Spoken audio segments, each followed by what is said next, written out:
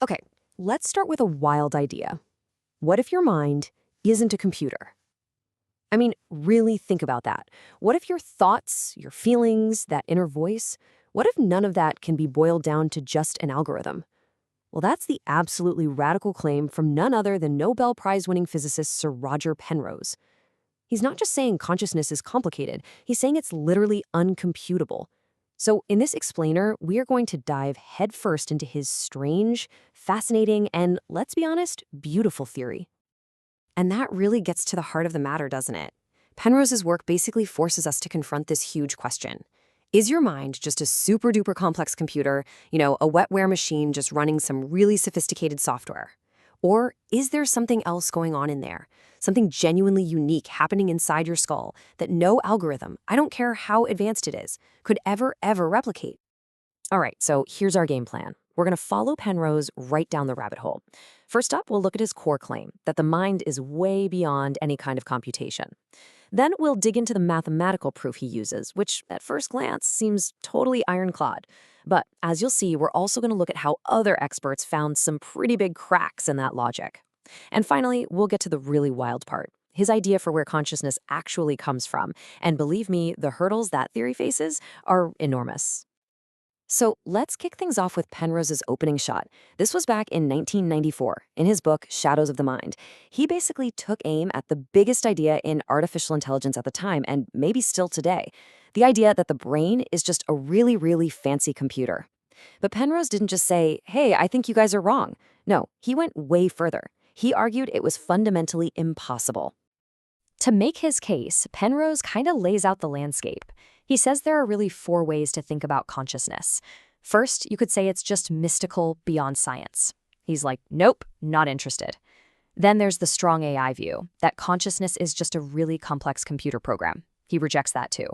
He even tosses out the idea that you could perfectly simulate a mind, but it wouldn't actually be conscious. So what's left? Well, he's cornered himself into the most radical position you can imagine. Consciousness is a non-computational process. And if that's true, it means our current physics just isn't going to cut it. We need something new.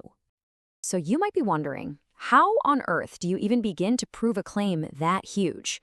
Well, Penrose doesn't start with brain scans or poking around in biology. Nope, he goes straight to the heart of pure cold logic, mathematics. And he pulls out one of the most powerful and frankly mind-bending theorems ever created. And that theorem is Gödel's Incompleteness theorem. Now, don't worry, we're not going to get lost in the weeds here.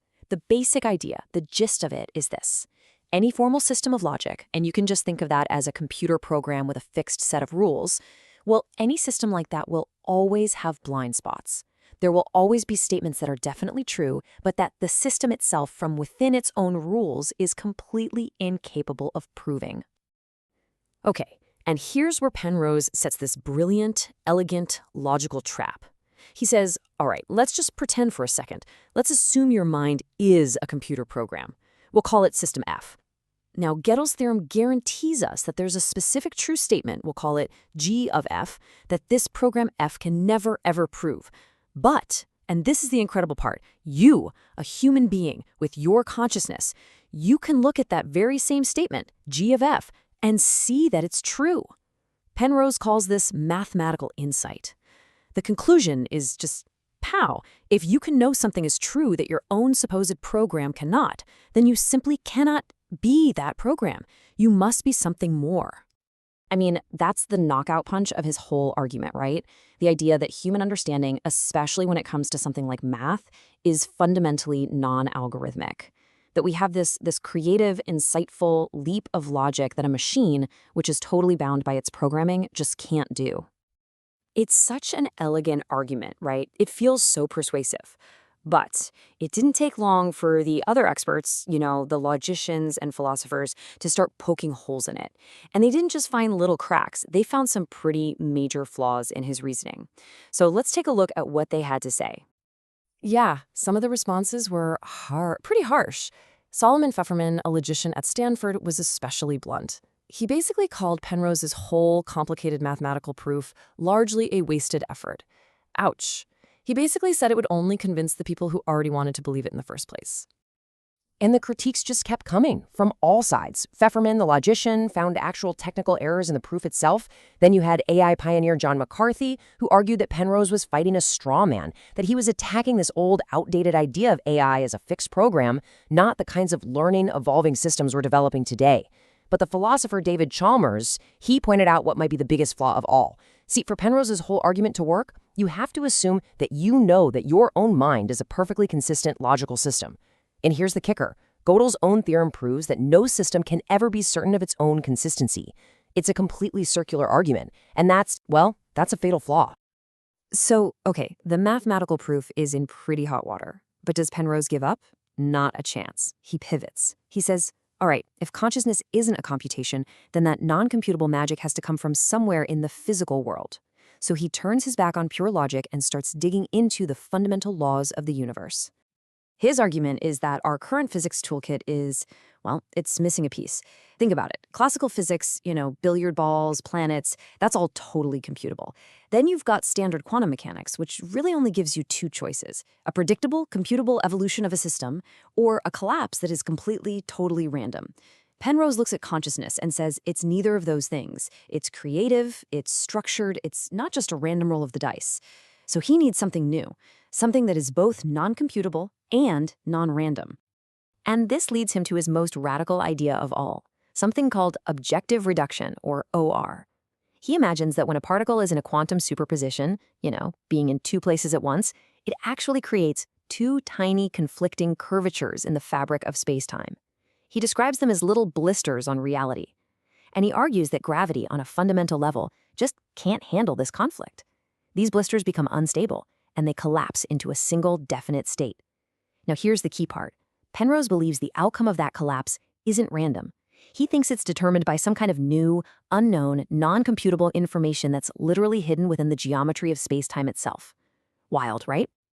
Okay, so we've got this super abstract, mind-bending physics theory about gravity in space-time. But what does any of that have to do with the 3-pound lump of goo sitting inside your skull? How do you connect those two things? Well, to build that bridge, Penrose teamed up with an anesthesiologist named Stuart Hameroff. And together, they came up with the orchestrated objective reduction theory, or Orch OR for short. The proposal is this. Inside our neurons, there are these tiny little protein tubes called microtubules. And their theory is that these are the quantum computers. They argue that these microtubules can maintain quantum states, and these states are orchestrated by other proteins until, boom, they hit a critical point and collapse, just like in Penrose's objective reduction theory. And each one of those collapse events, they claim, is a single fundamental moment of conscious experience. But this is where the theory slams headfirst into a massive, massive scientific wall. It's a problem called decoherence. See, quantum states are unbelievably fragile. The tiniest disturbance from the outside world, a little vibration, a slight change in temperature, and poof, they're gone. And the brain? Well, the brain is about the furthest thing you can imagine from a quiet, controlled quantum physics lab. It's warm, it's wet, it's an absolute chaotic storm of electricity and chemicals. So the big question is, how on earth could these delicate little quantum computations possibly survive in there? And to really get a feel for just how huge this problem is, let's look at the numbers. Neuroscientists figure that a single conscious thought, just one moment of awareness, takes about 100 milliseconds to form in the brain. Okay? 100 milliseconds. Keep that number in your head. Now, a physicist named Max Tegmark actually sat down and did the math. He calculated how long a quantum state could realistically survive inside one of those warm, wet microtubules before decoherence just completely obliterated it. The answer he came up with? About 1 femtosecond. Now, that's a millionth of a billionth of a second. So the gap between what the theory needs and what the physics seems to allow, it's not just big, it's absolutely staggering. And this chart really just drives the point home, doesn't it? That big bar on the left, that's the amount of time the theory needs for a single conscious moment to happen. And on the right, that tiny, almost invisible little speck, that's the time a quantum state is actually calculated to survive. The difference is it's astronomical. We're talking more than 10 orders of magnitude. It's a gigantic gulf. Now, in fairness, Penrose and Hameroff have pushed back against this. They argue that Tegmark's calculations were too simple, that he didn't account for everything. They suggest that maybe things like a special kind of ordered water inside the neuron could act as a shield, protecting these quantum states from all that noise and letting them last much, much longer. But it has to be said, these ideas about shielding, they are, so far, highly speculative. There's just no proof for them yet. So after this incredible journey, right, all the way from pure logic through fundamental physics and into the squishy world of biology, where does that leave Penrose's grand theory? Well, you can't deny it's a monumental intellectual achievement. I mean, it's just brilliant. But it's also a theory that is still way, way outside the scientific mainstream.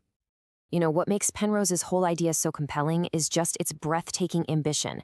This isn't just about the brain. He's trying to link consciousness itself to the biggest unsolved mysteries in all of physics, things like quantum gravity and the nature of space-time.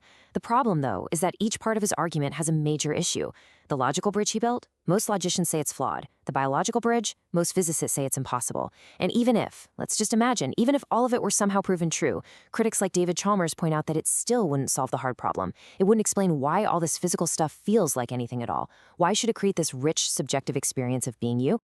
But in the end, even if Penrose's specific theory turns out to be wrong, its real value might just be the question it forces us all to confront. Is our consciousness, is it just a clever trick of biology, a sort of temporary fluke in an otherwise meaningless universe? Or could it be a glimpse of something much, much deeper?